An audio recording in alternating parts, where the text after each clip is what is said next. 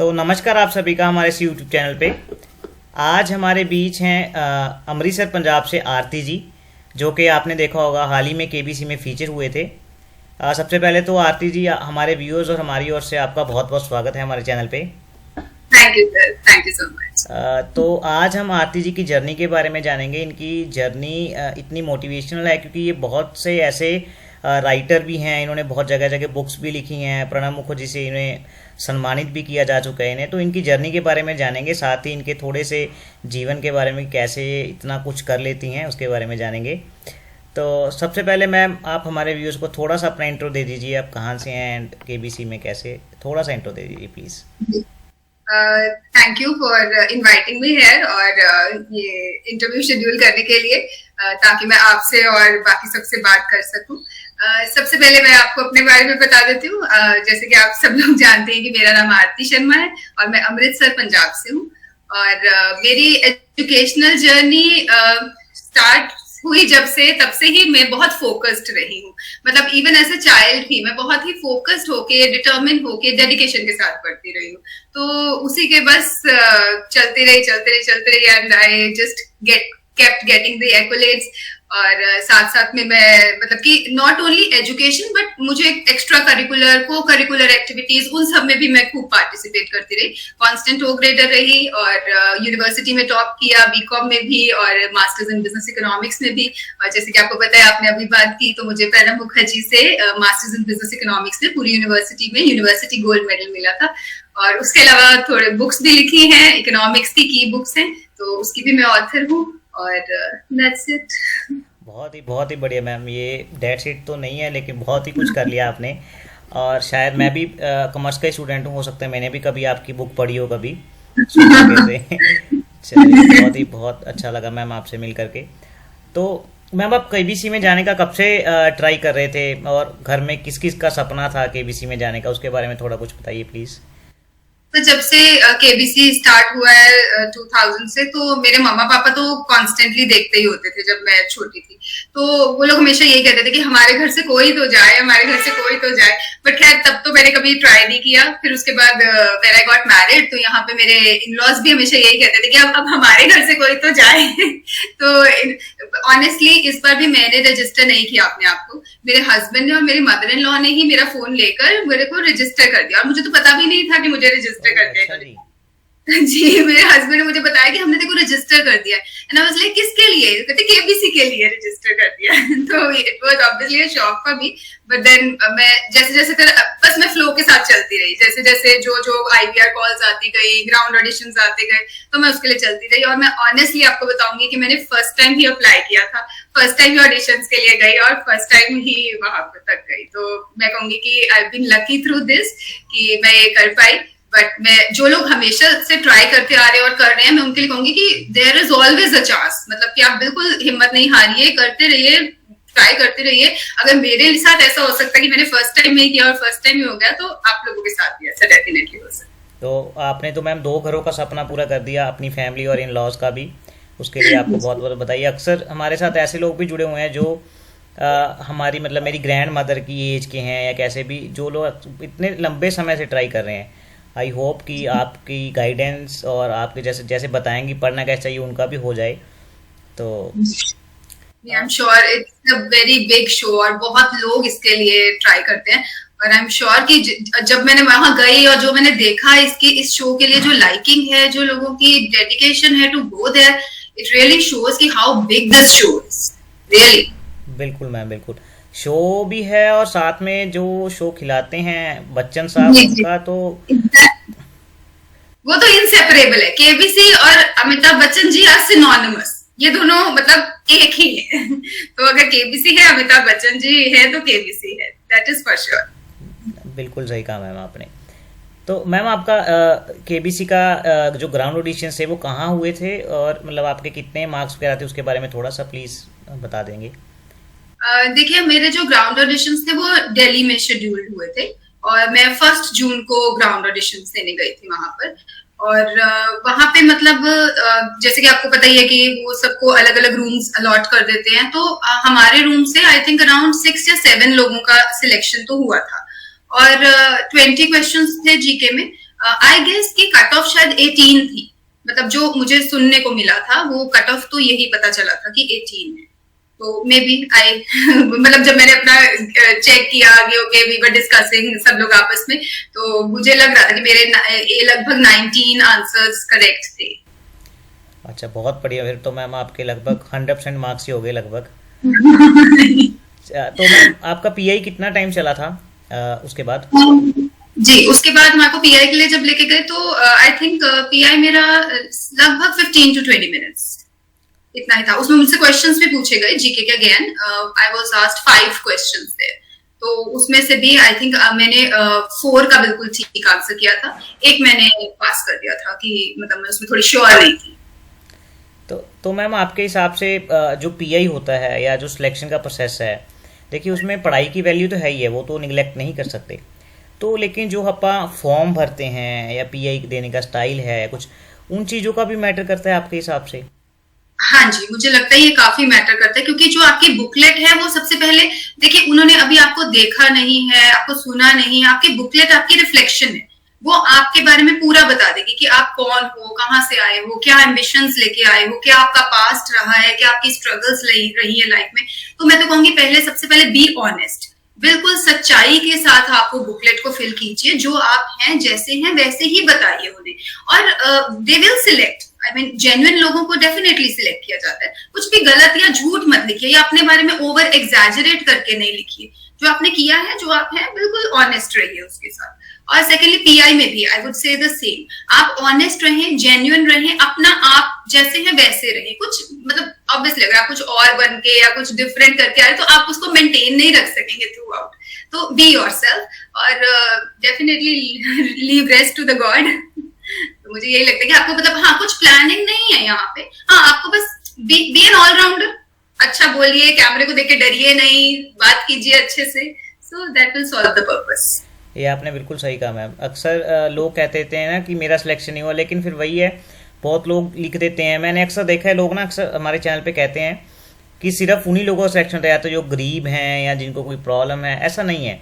अब आपके सामने जीती जागती मिसाल बैठे हैं मैम, भगवान करे और तरक्की करे, लेकिन मैं कहूँगा कि मैम अच्छी जॉब कर रहे हैं, अच्छा परिवार है और भगवान की सब कुछ अच्छा है, लेकिन इनका सिलेक्शन हुआ। तो इट डिपेंड्स कि आपने फॉर्म में कैसा भरा, अपने आप को कैसे क्रिएटिव शो किया। तो ये आप खुद में ढूंढ सकते हैं अपनी क्रिएटिविटी। हर एक जो है पर्सन अलग है दूसरे से, इट डिपेंड्स अपॉन यू। आपने शायद मेरा उसमें भी सुना होगा कि मतलब मेरा जो जनरली जैसे, हाँ ये आपने बिल्कुल सही कहा कि एक ऐसा ना स्टीरियोटाइपिंग हो चुकी है कि शायद जिनको मतलब जो अपने आप को बहुत ऐसा दिखाएंगे, मतलब कि हमें बहुत जरूरत है या ऐसा, तो तभी हो जाएंगे, ऐसा जरूरी नहीं है। मैंने अपने फॉर्म में भी यही लिखा था और मैंने वहां पे भी यही बोला, जब उन्होंने मुझसे पूछा कि आप ये धनराशि क्यों जीतना चाहती हैं या आप यहाँ क्यों आना चाहते हैं, तो मैंने यही बोला कि ईश्वर की बहुत कृपा है, लेकिन सिर्फ जो मुझे यहाँ पे आने का मेन रीजन था वो यही था कि मुझे एक तो अपने आप को प्रूव करना था कि अगर मैं इतना पढ़ी हूँ या जो भी है, तो मुझे एटलीस्ट एक ऐसे शो पे आना था जहां पे मैं अपने इस चीज को प्रेजेंट कर सकूं, और वो अकल और अकड़ वाला फैक्टर भी चाहिए था और एक आइडेंटिटी चाहिए थी। सो अगर आप इसके साथ भी जा रहे हैं तो you have good chances to get selected. कोई आपको सॉब स्टोरी बनाने की जरूरत नहीं है, कोई आपको झूठी कहानी या कुछ भी ऐसा जरूरी नहीं है। हाँ, यू बी योरसेल्फ। बिल्कुल सही बोल रहे हो। आजकल का सिनेरियो क्या है ना मैम लाइफ का, कि यूजली अगर हम नॉर्मल लाइफ की बात करें तो पैसा है तो अकड़ है, ये वाली चीज हो रखी है। लेकिन केबीसी में अकल है तो अकड़ है, क्योंकि वो पैसा आपको जितवा के भेज रहे हैं। अगर आपको अकल है यानी ज्ञान है। तो ये बात आपने बोली भी थी, बहुत अच्छा लगा था वो देख करके। तो मैम जब आपको फर्स्ट का मतलब फर्स्ट टाइम कॉल आया था कि आप सिलेक्शन हो चुका है, तब आपके घर पे माहौल कैसा था और आप कहाँ पे थे तब? थोड़ा सा अपना खुशी शेयर करने की कीजिए कृपा। मैं उस दिन घर पे ही थी अपने, और आई थिंक वो शायद सैटरडे था, तो मेरा भी ऑफ होता है, मेरे हस्बैंड का भी ऑफ होता है, मेरे बेटे का भी ऑफ होता है, तो हम लोग सब मतलब वी वर जस्ट सिटिंग में। और मैं आपको बता दूं कि जिस दिन से मैं पीआई देकर आई थी, मैंने उसी दिन से पढ़ना शुरू कर दिया था। मतलब मेरी बुक्स फुल ऑन तैयारी चल रही थी मेरी, तो उस समय भी मैं कुछ पढ़ ही रही थी जब मुझे कॉल आया। तो जैसे कॉल आया तो सबसे पहले तो मैंने उनसे यही पूछा कि ये एक सच्ची और ऑनेस्ट कॉल है ना, आप मजाक तो नहीं कर रहे मेरे साथ? तो उन्होंने कहा कि नहीं नहीं, हम केबीसी से ही बोल रहे हैं और आपका सिलेक्शन हो गया। तो मतलब मैं तो बहुत ओवरवेल्म थी। मुझसे ज्यादा खुश मेरी फैमिली थी, क्योंकि उनका सपना ये मुझसे ज्यादा था कि मैं जाऊं, तो सब लोग बहुत खुश थे। They were really happy। बहुत बहुत बधाई मैडम। तो मैम जैसे आप भी जॉब करते हैं या मतलब कहता हूँ कि काम करते हैं जो भी प्रोफेशन, तो आपको कम टाइम मिल पाता होगा एज़ कम्पेयर, क्योंकि बाकी जो आपका प्रोफेशन है उसमें तो आप हैं ही, लेकिन जो बाकी की चीज़ें हैं जैसे करंट अफेयर्स हैं या और जी के रिलेटेड चीज़ें हैं, तो आप बाकी जैसे जो व्यूअर्स हैं उनको गाइड करेंगे कैसे कौन सी चीज़ों का ज़्यादा वेटेज है या कैसे वो पढ़ाई कर सकते हैं कम समय में बढ़िया तरीके से। जी, मेरे हिसाब से मतलब कि आपको देखिए, मेरे को भी जैसे कि मैं अपना काम भी कर रही थी, घर भी मैनेज करना होता है, I have a son also to look after, तो मतलब बहुत सारी चीजें रहती हैं, मतलब स्पेशली फॉर द वुमेन। तो फिर भी उसके साथ आपको बैलेंस तो करना ही पड़ेगा। पहली बात तो आपको कुछ टाइम तो निकालना ही पड़ेगा फॉर योर स्टडीज। तो मेरा तो शेड्यूल ही यही रहता था, क्योंकि मेरी यूएस शिफ्ट की जॉब रहती है, तो मेरा वो भी रहती थी और उसके साथ साथ मुझे सब कुछ मैनेज करते हुए मैं एक फिक्स टाइम निकालती थी कि पढ़ना है मुझे इस टाइम से इस टाइम तक, चाहे मुझे रात के 1 बज जाए, चाहे मुझे 2 बज जाए, फिर वो कंसिडरेशन नहीं होता था, पढ़ना तो है ही। करंट अफेयर्स, यस बिल्कुल सर, उसके साथ तो आप कॉम्प्रोमाइज कर ही नहीं सकते, आपको डेली रेगुलर रहना है with all the current affairs. और कुछ और नहीं तो आप है ना आपके तो बहुत अच्छे जो आप देते हैं नोट्स एंड ऑल, वो भी बहुत ही हेल्पफुल रहते हैं, तो वो भी बहुत काम आए। और आपको रेगुलर भी रहना, और स्टैटिक जीके जरूर पढ़ते रहिए, स्टैटिक जीके भी बहुत इंपॉर्टेंट है, करंट अफेयर्स तो डेफिनेटली बहुत ज्यादा। थैंक यू मैम, आपने हमें हमारी तारीफ की है, उसके लिए बहुत बहुत आभार आपका। सर आपके तो really that is very very helpful. वो जो आपके एक नोट्स रहते हैं, परचम I think that is the name of your notes, तो वो तो करंट अफेयर्स बहुत ही इम्पोर्टेंट है। हालांकि मैंने आपसे काफी बाद में जुड़ी, बट देन अगस्त वाले तो मेरे लिए बहुत ही हेल्पफुल प्रूफ हुए, और शायद उसमें से यस उसमें से क्वेश्चन भी आया। Thank you. उसमें से एक्चुअली करंट अफेयर का काफ़ी वेटेज रहता है। जी जी, करंट अफेयर्स का डेफिनेटली वेटेज रहता है। या मैं यूं कहूँ कि जो आपका इंटरेस्ट है, जो केबीसी वाले जब पूछते हैं या ऑल, तो उसको भी कहीं ना कहीं वो करंट अफेयर से कनेक्ट कर देते हैं किसी भी तरीके से। कोई भी लेटेस्ट मूवी से था, आई थिंक जब हमारे को फर्स्ट आईवीआर कॉल आई थी, वो उसी टाइम की कोई रिलीज्ड मूवी थी जिसका एक क्वेश्चन था। तो करंट अफेयर्स तो आपको रेगुलर रहना ही पड़ेगा। बिल्कुल। मैम एक आपसे, जो आपने एपिसोड के एंड पे एक लाइंस बोली थी कुछ, वो काफ़ी मेरे लिए तो मोटिवेटिंग थी, क्योंकि मैं भगवान में बहुत बिलीव करता हूँ। जी जी जी। तो एक बारी आपसे गुजारिश रहेगी कि वीडियो में एक बारी अगर आप वो बोल दें तो मुझे तो पर्सनली बहुत अच्छा लगेगा। आई होप व्यूअर्स को भी ऐसा ही लगे, तो प्लीज़ एक बारी वो दोहरा दीजिए अगर। जी सर, मैं इसकी बहुत ही फर्म बिलीवर हूँ इस आइडियोलॉजी की, कि ईश्वर को हमेशा शुक्राना करते रहना चाहिए, और हमेशा मतलब we should be very thankful to God हर छोटी छोटी चीज के लिए, जिसको कि शायद हम कभी थैंक यू करना भूल भी जाते हैं। तो उसके लिए हमें थैंक यू करना बहुत जरूरी है। और उसी वजह से मैंने अपने शो को क्विट करते समय ये बाबा बुल्ले शाह जी का एक राइट अप बोला था, तो मैं आपको सुनाती हूँ। तो था कि चढ़दे सूरज ढलदे देखे, बुझदे दीवे बलदे देखे, हीरे दा कोई मोल ना जाने, खोटे सिक्के चलदे देखे, जिन्हां दा जग ते ना कोई, ओ भी पुत्तर पलदे देखे, उसदी रहमत दे नाल बंदे पानी उत्ते चलदे देखे, लोकी कहंदे दाल नहीं गलदी, मैं ते पत्थर गलदे देखे, जिन्हां ने कदर ना कीती रब दी, हथ खाली ओ मलदे देखे, कई पैरां तो नंगे फिरदे सिर ते लभदे छावां, मैनू दाता सब कुछ दिता, मैं क्यों ना शुक्र मनावा, मैं क्यों ना शुक्र मना। बहुत बहुत धन्यवाद मैम, बहुत अच्छा आपने लाइंस बोली।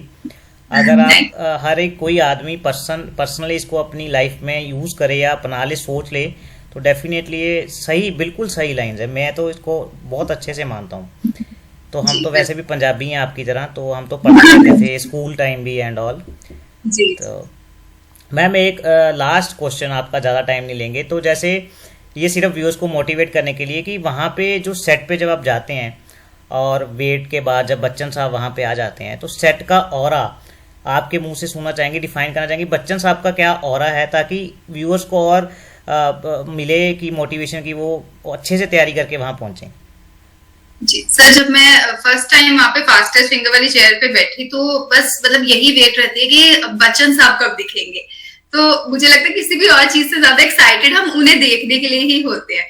और वहां पे सेट का एक जो माहौल होता है, जो सेट का होता है, that is I mean phenomenal. वो मतलब शायद उसके लिए वर्ड्स ही नहीं है डिस्क्राइब करने के लिए। आई थिंक मतलब जो भी एस्पिरेंट्स है केबीसी के, जब वो उसको खुद एक्सपीरियंस करेंगे और वो उसके लिए मेहनत करें, बिकॉज वो experience I think her aspirant को अपनी लाइफ में मिलना चाहिए। और जब अमिताभ जी आते हैं तो मतलब ही जस्ट कम्स रनिंग, और वो इतने एनर्जेटिक, इतने एंथुसियास्टिक हैं इस एज पे भी। I mean it's really wonderful the way he conducts himself, और इतने हम्बल इंसान है वो। इनफैक्ट उन्होंने मुझे पानी भी पिलाया था ब्रेक में, तो मैं रियली कहूंगी कि वो बहुत, उनका ऑरा बहुत स्ट्रॉन्ग है, और आप उनके सामने बैठ के इतना कंफर्टेबल फील करते हैं, इतना अच्छा लगता है। और ये शायद once in a lifetime experience है। आपने भी ये एक्सपीरियंस किया होगा, मैंने भी एक्सपीरियंस किया, हमारे जैसे और बहुत सारे लोगों ने जिन्होंने भी एक्सपीरियंस किया। आई थिंक ये एक कभी ना भूलने वाला एक्सपीरियंस है हम सब लोगों के लिए, और ये हमेशा के लिए हमारी मेमोरीज में रहेगा। बिल्कुल। जो मैम आपने पानी पिलाने वाली बात की, उसमें मैं, जैसे उन्होंने मेरे को भी ब्रेक में पिलाया, तो फिर वो जब टिश्यू तक होता है वो भी मुंह पहुंच करके जेब में रख लेते हैं। जी, तो जी, इतनी जी, महान शख्सियत होकर के इतने डाउन टू अर्थ, मतलब अल्टीमेट पर्सनैलिटी है वो। बिल्कुल।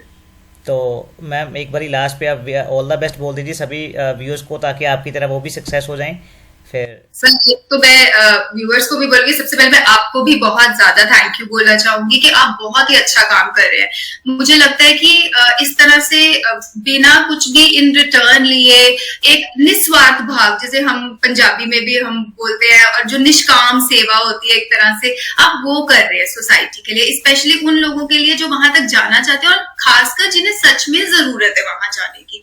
तो आप उनके लिए बहुत अच्छा एक आपने ये शुरू किया हुआ है स्टेज, एक प्लेटफॉर्म, जहां पे कि वो नॉलेज भी ले रहे हैं, एक्सपीरियंस भी ले रहे हैं, और जो लोग वहां से जाकर आए हैं उनसे भी मतलब एक्सपीरियंस और हेल्प उनको मिल रहा है।